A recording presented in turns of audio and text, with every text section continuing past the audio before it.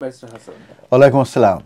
Application for registration as a British citizenship submit করার পরে এই অ্যাপ্লিকেশন কি প্রায়োরিটি ট্রিটমেন্ট সার্ভিসের মধ্যে ফেলা সম্ভব কিনা? এটা একটি চমৎকার কোশ্চেন এবং আনসার হচ্ছে ইয়েস। ব্রিটিশ সিটিজেন অ্যাপ্লিকেশনগুলো যেগুলো করা হয়ে থাকে, আমরা জানি যে এটার একটি টাইম স্কেল আছে এবং সেই টাইম স্কেলের ভিতরে মূলত অ্যাপ্লিকেশনগুলো হয়ে থাকে। অনেক সময় দেখা যায় যে ব্যাকলগের কারণে এটা কিন্তু তার বাইরেও চলে যায়। তো সেই ক্ষেত্রে যে একটি প্রভিশন আছে যে প্রায়োরিটি ট্রিটমেন্টের রিকোয়েস্ট করা সম্ভব, যেটা মূলত ওই অ্যাপ্লিকেশন যে প্রসেস টাইম আছে সেটা কুইকার হবে, যেটা স্ট্যান্ডার্ড যে টাইম আছে তার থেকে অবশ্যই কুইকার হবে। তো প্রায়োরিটি ট্রিটমেন্ট যেটা এটা যে application for registration as a British citizen, এটার যে প্রসেস হয়ে থাকে ফর ইন্ডিভিজুয়ালের ক্ষেত্রে, এবং সেটা মূলত আর্জেন্ট সার্কামস্টেন্সেস কারণে মূলত এই প্রায়োরিটি ট্রিটমেন্টের ভিতরে পড়ে থাকে। এবং এটার উদাহরণ হিসাবে যদি আমি বলে থাকি, সেটা হচ্ছে যে মেডিকেল যদি কোনো ইমার্জেন্সি থেকে থাকে তাহলে কিন্তু এই প্রায়োরিটি ট্রিটমেন্টের ভিতরে পড়তে পারে। Unique skills or public interest যদি থেকে থাকে ওই কেসের ক্ষেত্রে, সেক্ষেত্রেও কিন্তু প্রায়োরিটি ট্রিটমেন্টের ভিতরে পড়তে পারে। আর অ্যাপ্লিক্যান্টকে অবশ্যই প্রোভাইড করতে হবে সাপোর্টিং এভিডেন্স দিয়ে, এবং হোম অফিস অ্যাসেস করে দেখবে যে ওই যে এভিডেন্সগুলো দেওয়া হয়েছে এবং অ্যাপ্লিকেন্টের যে সার্কামস্টেন্সেস আছে কিংবা এভিডেন্স আছে সেটার প্রায়োরিটি ট্রিটমেন্টের ভিতরে পড়ছে এবং সে এলিজিবল হচ্ছে, এবং এই এই প্রায়োরিটি ট্রিটমেন্ট রিকোয়েস্টের ভিতরে প্রায়োরিটি ট্রিটমেন্ট যেটা অ্যালাউ করে থাকে অ্যাপ্লিকেশন প্রসেস করার ক্ষেত্রে, এটা যাতে কুইকার হয় এবং এটা একটি ইনক্রেডিবল একটি বেনিফিশিয়াল হতে পারে কেউ যদি এই সার্কামস্টেন্সের ভিতরে পড়ে থাকে এবং এই যে প্রায়োরিটি ট্রিটমেন্টের যে রিকোয়ারমেন্ট আছে তার ভিতরে যদি তারা পড়ে থাকে। তো প্রায়োরিটি ট্রিটমেন্ট বলতে আসলে কি বোঝায়? প্রায়োরিটি ট্রিটমেন্ট বলতে সেটাই বোঝায় যে সিটিজেনশিপ যে অ্যাপ্লিকেশন আছে, যে প্রসেস হবে, এটা প্রসেসটাকে এক্সপেডাইট করা হবে। আর হচ্ছে এর অর্থ এটাই দাঁড়াচ্ছে যে এই অ্যাপ্লিকেশনটি রিভিউ হবে এবং প্রসেস হবে কুইকারভাবে, খুবই দ্রুত, যেটা স্ট্যান্ডার্ড টাইমের থেকে অ্যাপ্লিকেশনের থেকে অনেক তাড়াতাড়ি কিংবা কুইকার হিসাবে এটা প্রসেস হবে। এখন এলিজিবিলিটি ফর প্রায়োরিটি ট্রিটমেন্ট সম্পর্কে আমি এখন বলবো। সেটা হচ্ছে যে সেভারাল ফ্যাক্টর মূলত কাজ করে যে তাদের এই প্রায়োরিটি ট্রিটমেন্টের ভিতর পড়বে কি না। তো সেই ফ্যাক্টরগুলো হচ্ছে যে মূলত সেই ফ্যাক্টরগুলো মূলত ইনফ্লুয়েন্স করে থাকে এলিজিবিলিটি হওয়ার ক্ষেত্রে ফর প্রায়োরিটি ট্রিটমেন্ট।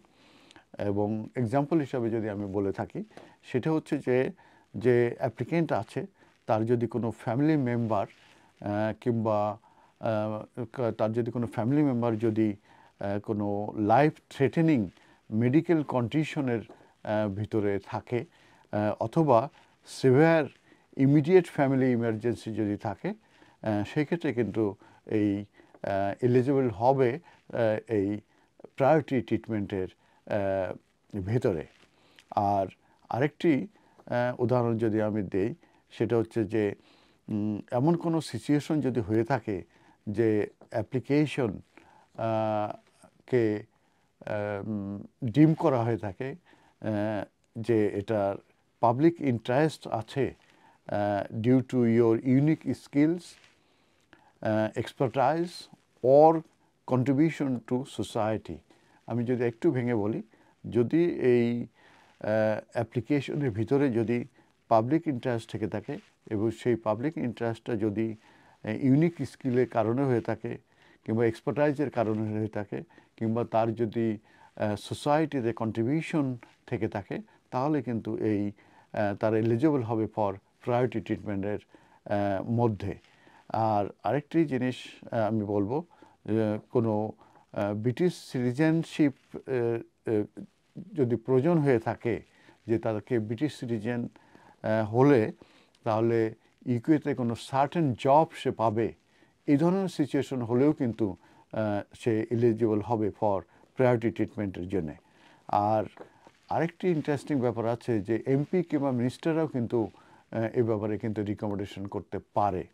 তো সেক্ষেত্রে যেটা বলা হয়েছে যে মিনিস্টাররা রিকোয়েস্ট করতে পারবে ফর প্রায়োরিটি ট্রিটমেন্টের জন্য on behalf of their constituents, তার কনস্টিটিউয়েন্টসের পক্ষ থেকে কিন্তু যে কোনো মিনিস্টার কিন্তু এইটা রিকোয়েস্ট করতে পারবে এবং সেটা দুইটা ওয়েতে করতে পারে।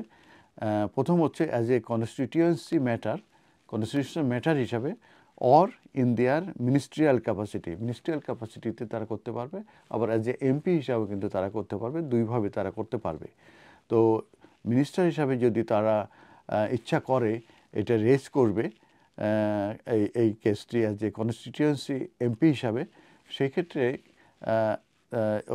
তারা লিখতে পারবে ফ্রম দেয়ার কনস্টিটিউশন অফিস থেকে তারা লিখতে পারবে টু দ্য রেসপন্সিবল মিনিস্টারকে। আর এই ক্ষেত্রে এই কেসটা ট্রিটেড হবে in the same manner as any other MPs case হিসাবে। আর মিনিস্টাররা তারাও কিন্তু রেজ করতে পারবে এই ইন দেয়ার মিনিস্ট্রিয়াল ক্যাপাসিটিতে, এবং সেই ক্ষেত্রে যে রেলিভেন্ট মিনিস্টার আছে তার কাছে মূলত এটা যাবে এবং সেই মিনিস্টার মূলত রেসপন্স দেবে। এবার আমি বলবো যে প্রায়োরিটি ট্রিটমেন্ট প্রসেসটা কী। তো এই প্রায়োরিটি ট্রিটমেন্ট কোয়ালিফাই হতে গেলে তাকে অবশ্যই একটি অ্যাপ্লিকেশন সাবমিট করতে হবে। সেই অ্যাপ্লিকেশনের সঙ্গে সাপোর্টিং এভিডেন্স সাবমিট করতে হবে টু দ্য রেলিভেন্ট অথরিটিতে, এবং তাকে অবশ্যই ডিটেইলড ইনফরমেশন দিতে হবে এবং অ্যাবাউট দেয়ার সার্কামস্ট্যান্সেস, এবং এক্সপ্লেন করতে হবে সিচুয়েশন যে কেন ওই অ্যাপ্লিক্যান্ট বিশ্বাস করে যে তাকে প্রায়োরিটি ট্রিটমেন্ট দেয়া হবে। আর সেক্ষেত্রে তাদেরকে প্রোভাইড করতে হবে কম্প্রিহেনসিভ এভিডেন্স, এবং উদাহরণস্বরূপ বলতে গেলে medical report from the qualified health care প্রফেশনালের কাছ থেকে, তারপরে পুলিশ রিপোর্টস অথবা কোর্ট অর্ডার্স যদি সে ভিকটিম অফ ক্রাইম হয়ে থাকে, আর letter of recommendation from employers, আর কোনো কলিগস কিংবা কোনো কমিউনিটি লিডার্সের কাছ থেকে যদি রিকমেন্ডেশন সেটাও আনতে পারবে, এবং financial statement or other documentation to demonstrate financial heart. কোনো ফিনান্সিয়াল হার্ডশিপ থাকতে পারলে সেটাও কিন্তু তারা এটা ডেমনস্ট্রেট করতে পারবে। এখন আমি বলবো যে হোয়াট হ্যাপেন নেক্সট। সেক্ষেত্রে বলবো যে এই অ্যাপ্লিকেশনটা যখন রিসিভ করবে সেক্ষেত্রে হোম অফিস এটা অ্যাসেস করে দেখবে, এবং তারা যদি মনে করে যে ক্রাইটেরিয়া ফর যে প্রায়োরিটি ট্রিটমেন্ট আছে সেটা তারা স্যাটিসফাই করছে, সেক্ষেত্রে কিন্তু অ্যাপ্লিকেশন প্রসেস করবে কুইকার ওয়েতে, যেটা অবশ্যই স্ট্যান্ডার্ড যে অ্যাপ্লিকেশন আছে সেটার থেকে কুইকার হবে। আর ইম্পর্ট্যান্ট যে এই প্রসেসের কোনো টাইম কিন্তু নাই, এবং এটা ডিপেন্ডিং করবে যে এই কেসটার কমপ্লেক্সিটির উপরে এবং হোম অফিসের ওয়ার্কলোডের উপরে। ধন্যবাদ।